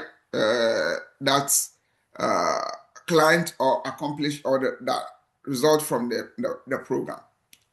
Any questions so far? So you can answer the question, right? All right. When we get there, we will try. Okay, let's go to the second one. So this is just an example to know how a logic model looks like. An example, I'm not bringing this in the exams anyway, but just have a feel of how it looks like. Advantages of the logic model that we just mentioned help to simply explain the process of achieving outcome, identify the core process of re-engineering that occur, provide a framework for analyzing alternative strategies to achieve client desire, and then clarify for stakeholders the consequences of events and process that contribute to the performance, and fifth, enable the critical examination of the program and policy, and then facilitate communication about strategy. So these are, I think, straightforward, that I don't have to repeat anything again. Oh, wonderful. Wonderful. I've done so well. Oh, good. Okay. So now let's see. Yes, Chidima. Please, I have a kind of question. Okay, do ask. My question is, like, all those processes that we talked about, the evaluation, program evaluation, this thing, is it iterative or is it like a waterfall? Like you must do this one before you do the other one, or is it something like you can now, okay, maybe you started this and you now look at it, what you're going, you can now go back, and or is it like you must do step one before going to step two? Or step two before going to step, like you can't, do you iterate it kind of? Yeah, one. So which specific one? Because it's like a research, right? And we say research is systematic. Okay. Right? And systematic means one after the other. Okay. You can't go and collect the data before you write the introduction. Okay. Obviously, you have to write the introduction, objectives, literature review, and so on and so forth, right? Okay. So normally these are systematic process because it's part of a research. That's a good question. Yes. Any other question, comment? Okay. No questions, no comment. Okay, let's try this. How do you want to do it? Do you want to write your own questions, or we do it one after the other? Probably one after the other, so go faster. Okay, one after. So, okay, who will read for us first? First question. Let me start. Okay, start, Chidima. Which of the following is a tool used for diagramming theoretically how a program will work to meet its outcome? Yeah. Formative evaluation, process evaluation, logic evaluation, data triangulation plan. I think logic model. Logic model. Oh, don't write the answer, please. Just when you finish, I want everybody to type your answer. So type your answer in the chat. Let's see. You can tap it privately, or you can tap it to everyone. Okay. So the moment you hear diagram, it's logic, right? It's a diagram representation, like logic model. So the right answer is logic model. Who can read the second question? Different person. I can read it. Okay, go ahead. What is the order for listing program components in a logic model? A, model, inputs, activities, outputs, client outcomes. Okay. B, model, activities, inputs, outputs, clients outcomes. C, activities, model, outputs, inputs, clients outcomes. D, inputs, model, activities, client outcomes, outputs. Wonderful. So everybody type your answer.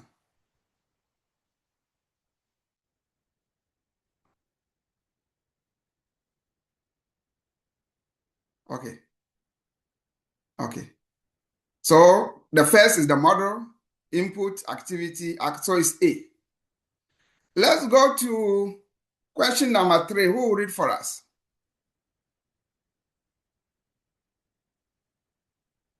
Anyone? Quick. Yes. What type of, okay, sorry, yeah. Okay, sorry. What type of evaluation? Okay. Yeah, go ahead, Jessica. After that, the person who started should read. Yes, Jessica, go ahead. What type of evaluation focuses on gathering information to aid in program refinement and improvement? A, summative or conclusive, B, mixed methods, C, formative process, and D, logic model. Okay, so which one? Type your answers.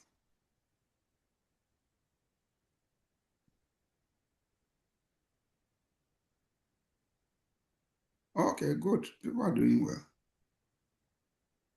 So, I hope you understand the question. Do you understand the question?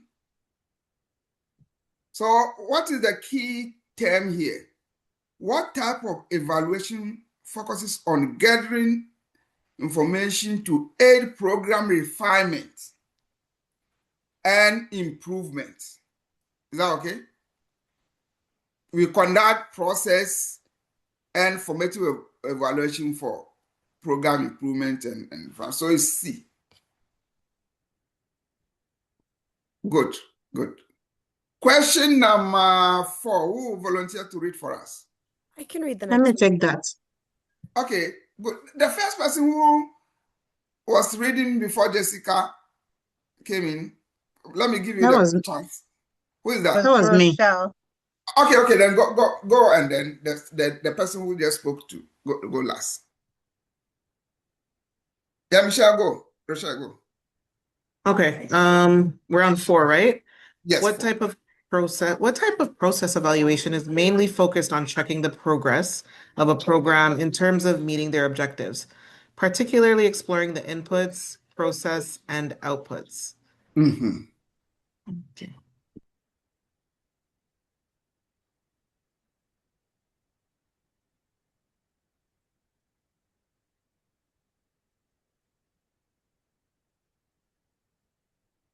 Okay, so what's the answer? Let me see.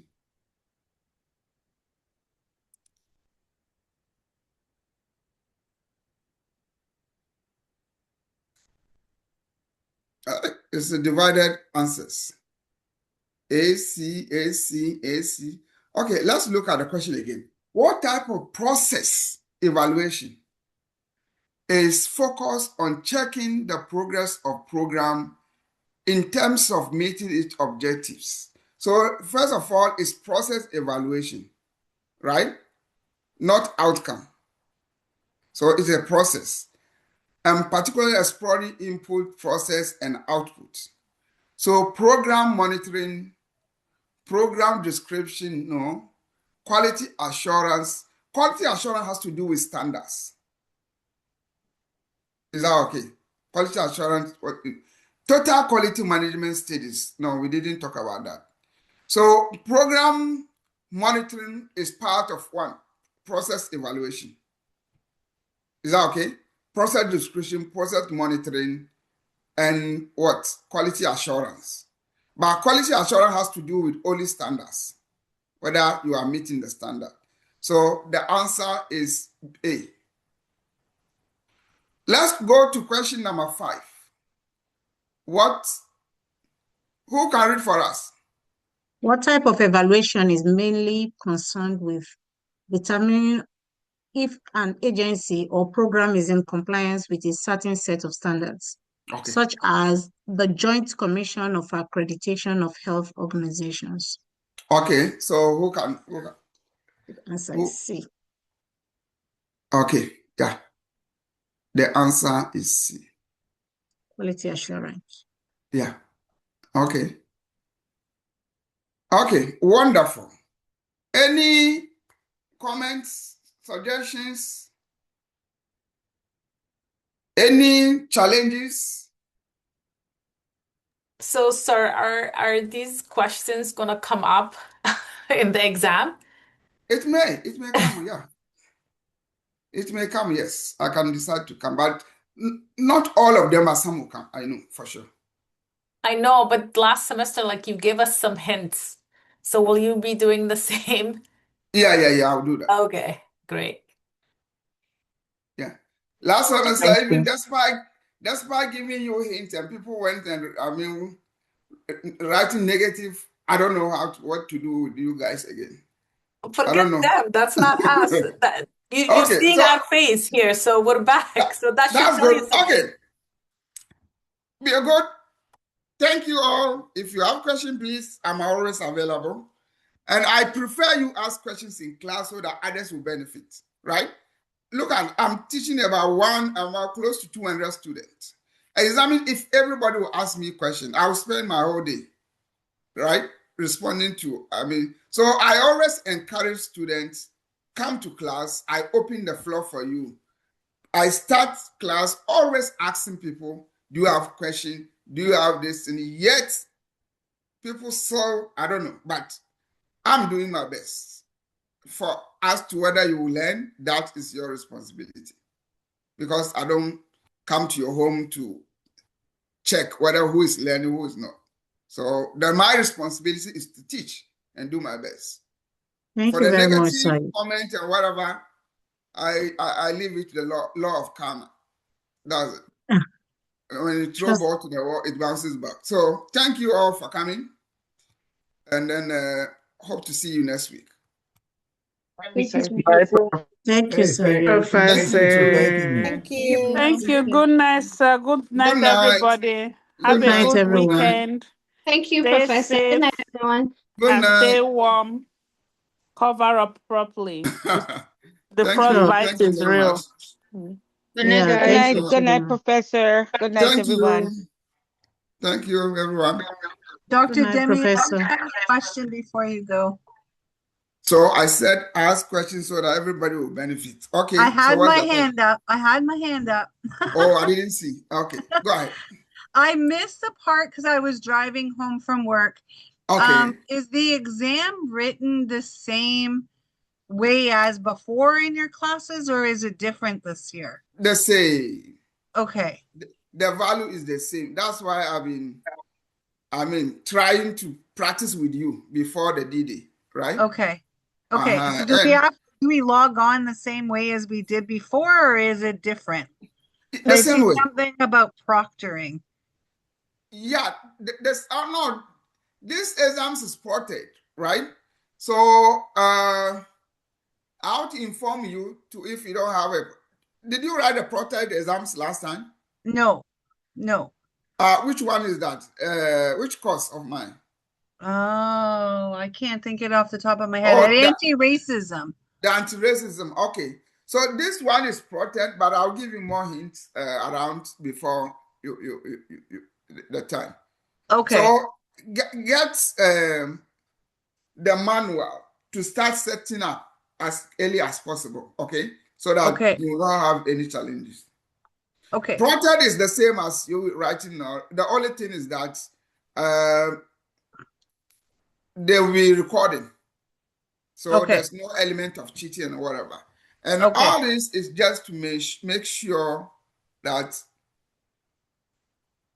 who are learning will not get, for example, destroy the name or the certificate or whatever of those who don't want to learn, basically. Oh, I get it. Okay, I just thought I caught a little bit. I just wasn't sure if it was different because I've never been.